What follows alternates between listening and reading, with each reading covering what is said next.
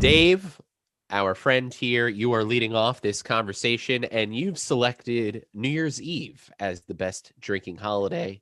Tell us why you think that's so. Absolutely. So December 31st, New Year's Eve, I think it's low key a very flexible drinking holiday. So I think there are like three different varieties of imbibing on New Year's Eve. And the first is what most people probably think of, which is New Year's Eve party drinking. When you're with, a big group of people, marking the end of the holiday season, the end of the year, the start of a new year, commemorating the passage of time and doing so traditionally while drinking to some real excess. So even this category, it has kind of two subcategories. You can be out at a bar or like a formal party somewhere in public, which I've straight up never done. I've never drank at a bar or a restaurant on New Year's. It's expensive. It seems like it's a hassle. It's not my cup of tea, but some people really love it, getting dressed up and hitting the town. But then there's the house party, which is certainly my preference when it comes to New Year's Eve party drinking.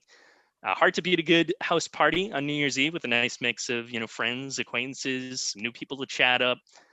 Perhaps all while wearing cheap plastic glasses with the shape of the year for the lenses. Always a hoot.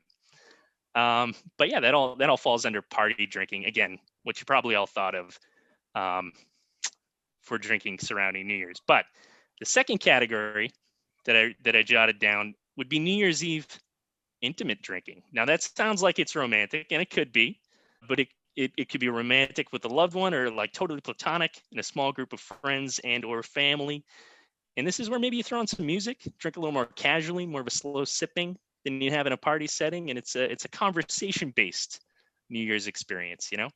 Using the holiday as an opportunity to reflect and to reminisce, and also to look forward and make plans as the clock runs down on the year. And then the third category, which sometimes might overlap. You can knock out all three of these if you plan your day right. The third category is New Year's Eve lazy drinking, which I think is what a lot of families end up doing. Essentially, you treat New Year's Eve like a heightened version of a run-of-the-mill lazy TV binge watch night. You flip back and forth between Ryan Seacrest presents Dick Clark's New Year's Rockin' Eve. Quite the mouthful still, all these years later.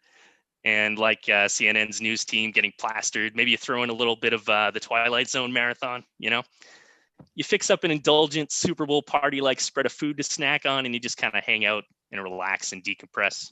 Nothing wrong with that. Good times. But guys, no matter what kind of drinking you engage in on New Year's Eve, you know what it culminates with? The signature drink of New Year's Eve. This is the only holiday with a signature drink, the midnight champagne toast. And it might be out of, you're going to, I guess maybe they're, okay, yeah, I see where you're going with that. We'll get to another signature drink, but this is for my money, the best of them. And, the champagne toast, it might be out of fancy glasses. You got some champagne taste, buddy. Yeah, I do enjoy the champagne. Or maybe like, the cheap plastic glasses that you sort of screw the bottom into, of course. It may even be like sparkling cider in place of champagne to involve the kids or the sober folk. But it's something everyone can participate in, while the familiar warm strains of Old Lang Syne play, and it's classic.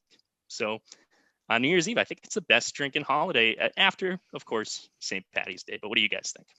I was very undecided generally on all of our choices, but after a quick first monologue from you, buddy, I think I'm leaning 3 points. First place for New Year's Eve. Hey. I do enjoy the All right, versatility. thank That's a really good point, the versatility. I would agree. Yeah, I mean, I was thinking along the lines of holidays that you get to celebrate with others. I think that's especially, things that we've been missing over the last year is hanging out with even the four of us, especially, and, all of our other extended friends. But thinking back to this past New Year's Eve, and obviously, looking forward to turning the calendar to 21, which was a huge thing for all of us, I think. But I had honestly one of my best New Year's just chilling with Kristen, watching Anderson Cooper and Andy Cohen get fairly belligerent on air on CNN, and they had John Mayer on. A lot of fun. Yeah, they were a lot of fun, and they had Brooke Baldwin and Don Lemon getting equally toasty in their Hamptons hangout. So the whole thing was fun, but just like chilling, having some White Claws, doing shots when Andy and Anderson were doing them. It was a good time, but that's the versatility, right? Like I had a really good time with just being at my apartment, being safe, watching TV all night. But I also love when we're back to normal and maybe it's the 4 of us or, a larger group. But yeah, factoring in everything. Good job, buddy. First place right now. Oh, thank you. Appreciate it. Very nice. I do like champagne too. You got me on the flexibility of that. I think probably I've been dragged to the party thing as a little kid. And I do have one memory where it was all adults, but it was still, maybe now I realize because all the adults were toasty, but everybody was like very kind to me. Like I was like, me and my sister were probably like the only kids there, and everybody was seemingly kind because they're happy. They're getting ready. Like everybody wants to ring in the new year. And they were trying to include us. So I do remember that. I sadly, I am that guy there's definitely 3 or 4 where I didn't make it to the ball drop because I definitely drank to excess. I'm definitely that guy, but it is a good holiday. Dave, here's what I'm going to say. I'm going to give it 2 points, but I do think that there's an adjusting here. I think I'm going to be conservative and not declare I don't want to pin you. I don't want to give you my rose just yet. You know what I mean? Thank you for not leading me on. I appreciate it. I've been hurt a lot this season. Right. But I'm going to give it 2 points. But Kevin, what do you think about this? What do you think about New Year's Eve? So I really wanted to give this 1 point. Wow. Really? But I think that's shocking. I think I'm going to give it 2 because another holiday we're going to talk about is probably my least favorite day of the year is involved in that. So we can get to that down the road. So I am going to give this 2 points, begrudgingly so. New Year's Eve is almost universally always a disappointment in my opinion. It sort of never lives up to the hype, I think. As an adult, I've grown and the plans have scaled as I've grown older.